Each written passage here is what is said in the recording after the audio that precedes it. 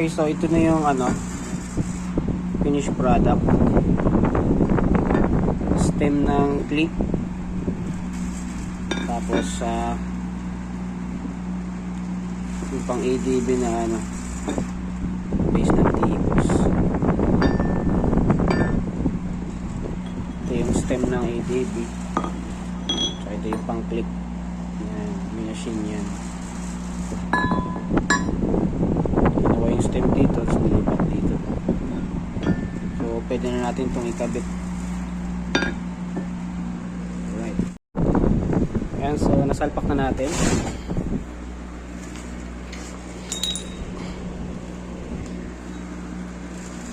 Pwede na itong install.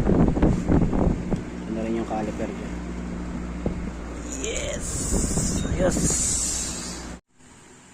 Okay, so update. Ito po yung mga kailangan na tornilyo para po sa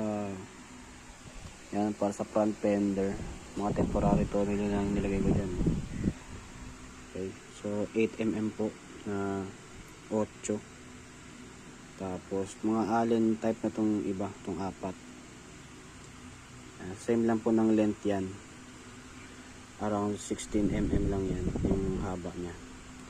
Ito yung Allen nya, 4mm number 4. Yan. Ang Allen type na po kasi ito. Yan. Sapat na washer. So ito lang po yung mga kailangan nyo. Ito mga size ng tornilyo para po sa final touch na natin pag install ng ADB shock with ADB fender. Okay, nakabit na po yung mga tornilyo na binili natin. Ayan siya.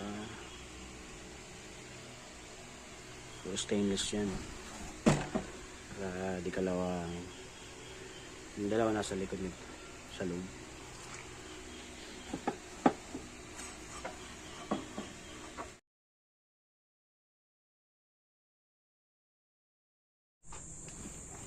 Ito na po yung finished product.